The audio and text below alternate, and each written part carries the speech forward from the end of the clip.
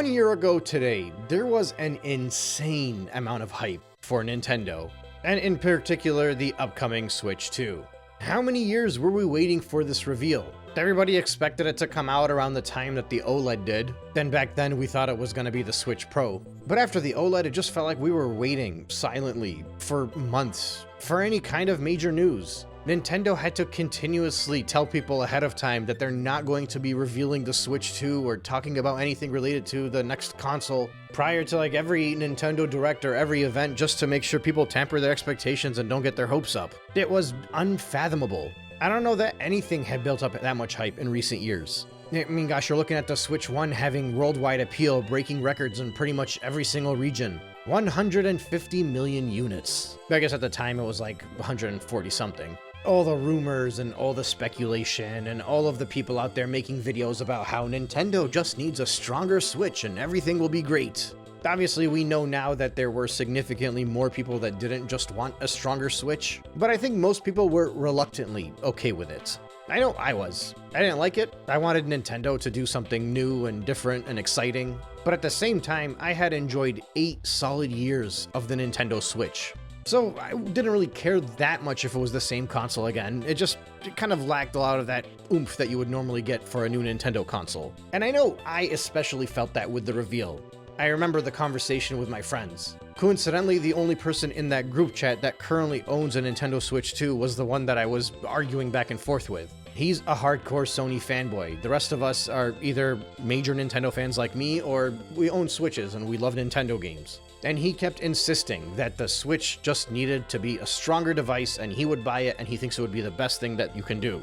Obviously, like most Sony fans or PC buyers that bought into the Switch 2, now he realizes that it's way weaker than it should have been. But he believed a stronger Switch was the smartest thing Nintendo could do. I didn't agree, but I just kind of accepted that that was the reality going into the next console. And the reality is, I'm pretty sure most people had that same idea. Maybe they were even more optimistic about it than I was. Even those that have since boycotted were probably okay with what was being revealed. I mean, sure, there was some negativity, but it was very much an actual vocal minority. The same vocal minority that immediately shrugged off the Nintendo Switch in its first couple of years. But that vocal minority was so small that a vast majority of gamers don't even realize there was actually negativity for the Switch 1. I think the only people that ever heard of any negativity for the Switch 1 and potentially any negativity for the Switch 2 prior to April were probably like the staunchest of hardcore Nintendo fans that have been console warring with equally as staunch and obnoxious PlayStation and Xbox fans for the better part of the last decade. But the masses, the average user, the general gaming fan that's not really into the whole sales thing and doesn't care that much about console wars, I don't think any of them even realized there was negativity about the Switch back in 2017 and 2018. That's when it was legitimately a vocal minority. But it was such a minority that it was not loud enough to make any kind of impact, to the point where most people didn't even realize that it was a thing. Whereas now, with the Switch 2, obviously, everybody is fully aware of what's going on. Everybody sees the writing on the wall. Everybody sees how greedy Nintendo has become. Everybody sees how poor the sales have been for the holidays. Everybody's realizing that the only place the Switch 2 is selling is in Japan, where it's cheaper than everywhere else in the rest of the world, and it's been sitting on shelves all over the Western markets for the better part of the last 6 months and having probably the worst holiday that Nintendo has seen in roughly a decade. At some point, with such terrible holiday sales, you kind of grow to realize that the Switch 2 is similar to the Wii U in that it's the vocal minority that is in support of the console and thinks that it's going to be a runaway success no matter what.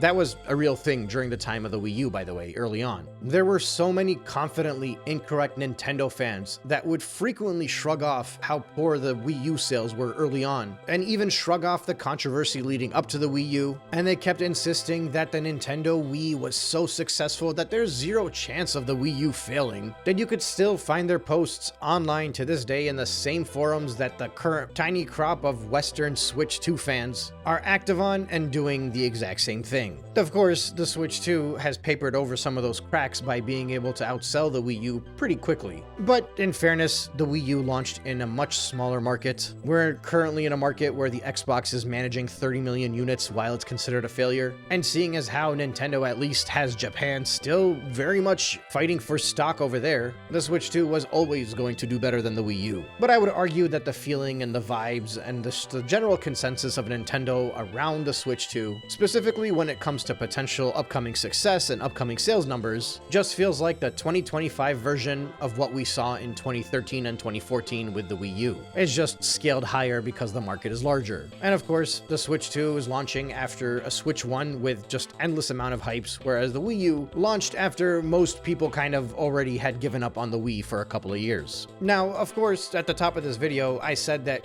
most people were reluctantly, or even unreluctantly, okay with what was revealed a year ago today.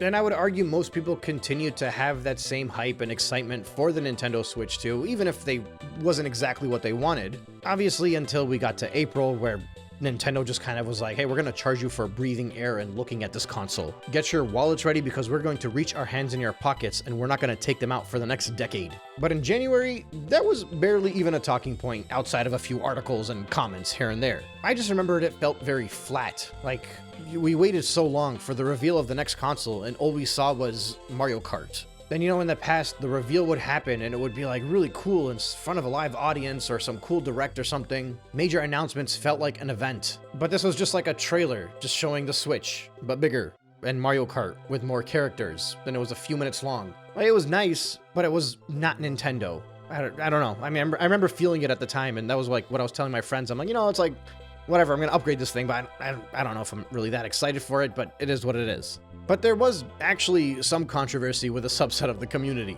And for a while, it felt like this was going to be the biggest controversy with the community. They had changed the way Donkey Kong looked. Oh man, I was an active member of r/Donkey Kong back then. I also think on this very channel last year, around that time, I uploaded my Donkey Kong Country 1, 2, and 3 compilation retrospective. So I was like pretty much really into the Donkey Kong thing at the time. Of course, I was making like Mario 64 and Mario Sunshine videos around that time too. But I definitely remember how upset so many people were with Donkey Kong's redesign, and I don't know if that's actually changed until now. It feels like it still comes up quite a bit. It's kind of gotten drowned out a bit with everything else that's absolutely terrible and horrible that Nintendo has done recently. But the idea is people felt like they took the spirit away from our favorite ape, because most of us know Rare's design of Donkey Kong as like the actual design of Donkey Kong. It's the same one that we saw over the years, even if you only saw Donkey Kong in Mario Party and other spin-off Mario titles. There was a sinister, mean-looking smile to him, and for some reason, like, they just did not use that design when they decided to make the movies. And I think I know why. Like, I think Nintendo has always tried to kind of distance themselves from Rare because they don't want people to look at Donkey Kong and the crew around him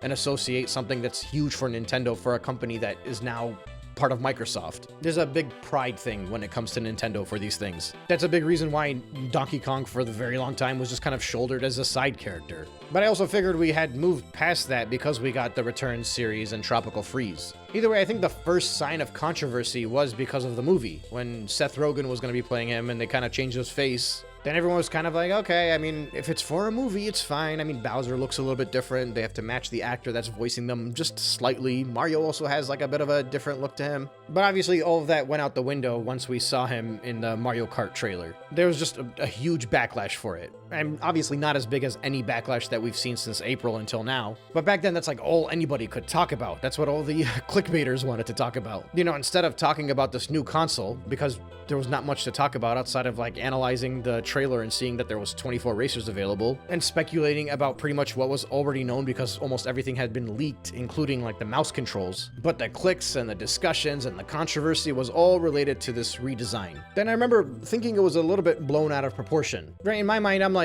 Donkey Kong that I know has been gone for a very long time, since the 90s potentially. Whatever this Nintendo Donkey Kong is, it's just a new age of him. A new DK that's not the same one that Rare made. But I think a lot of people just kind of associated this new design with Nintendo's new route towards the cinema, and we're kind of feeling that sense that Nintendo was just becoming a soulless company, a shell of what it used to be. Pretty much getting Disneyfied in front of our eyes and just leaving everything that we had known about Nintendo. And like I said, back then, I thought people were blowing it out of proportion. proportion. But now, to an extent, I kind of understand it. I just needed Nintendo to charge us $10 for Welcome Tour to realize that. I mean, even Bonanza, like when the reveal happened, I didn't look at Bonanza and think, oh, great, this is like a new Donkey Kong game. It felt more like an alternate reality to my own personal mental Donkey Kong lore. And even now, like if I do get a Switch 2, obviously one of the first games I'm going to be playing is Donkey Kong, but I'm more playing it with the excitement that it's made by the team that made Mario Odyssey, which is one of my favorite games. I am a bit concerned by the amount of people that have said they didn't really enjoy it as much as some others are overhyping it,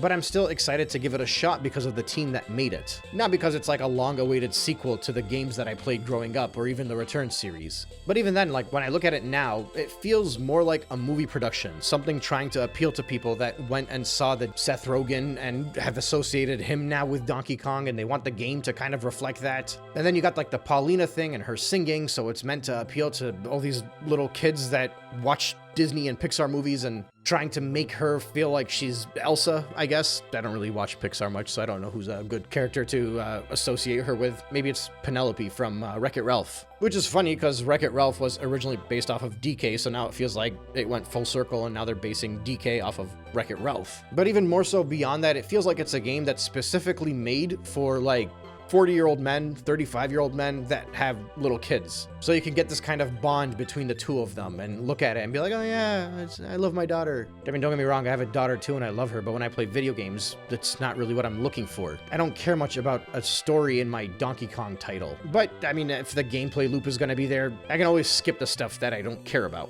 But that being said, Bonanza does give off that soulless Nintendo vibe that seems like they're trying to appeal to something that's not what they had always appealed to, the gamers. You know, they're only focused about people going through their midlife crisis who want to play something co-op with their children. Hey, I mean, I got children and I've been complaining on YouTube for about 200 plus videos now about Nintendo, so maybe that is me. Maybe I am going through a midlife crisis and I just need a little bit of Bonanza to solve things. That's obviously a joke. I noticed in my last Arlo video that sometimes people don't catch when I'm being satirical or sarcastic. But the point is, I think the vocal minority back in January, exactly a year ago today, whether they were complaining about the lack of innovation for the Switch 2 and just being like, I have no hype and no interest in this thing, and I don't know why people are okay with Nintendo taking the lazy way out with this new console, trying to advertise Mario Kart as if that's like the big game that they should launch this thing with. Or if you're somebody that viewed Donkey Kong's new design as like this new shift for Nintendo, where they're just completely leaving everything that we love about all our favorite characters and the type of games they make,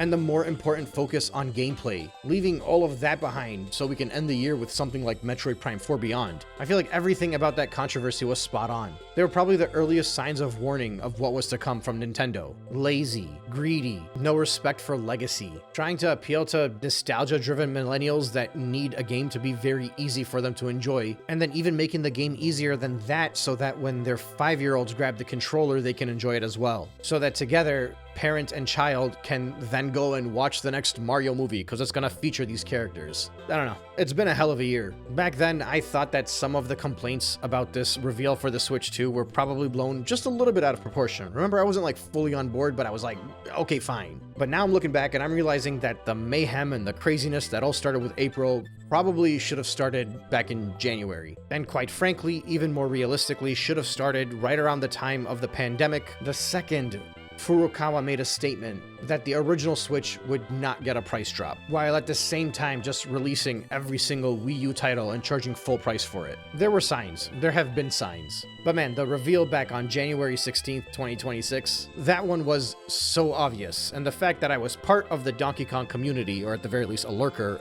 with the Donkey Kong community, I'm surprised at how much I shrugged off those complaints and just did not see what Nintendo was evolving into in front of my eyes. It's weird how obvious everything was that led up to the April Direct, but I just like refused to see it, I guess. I don't know. Either way, it's been a hell of a year. It's been really fun, and I'm excited for another year of this. 1 year later, I'm still making 3D Mario retrospectives, and I'm still complaining about the lack of imagination behind the Switch 2. I just figured I would own one by now. And I also did not expect to be the person that was like so vehemently against it online. But looking back now, it's very obvious that I did the right thing. And I'm hoping to continue doing so. Especially because now there is like an entire community of the Nintendo fandom, a majority of us, that are hopefully pushing back to make some kind of change for the gaming world. Or, you know, at the very least, for the Nintendo fandom.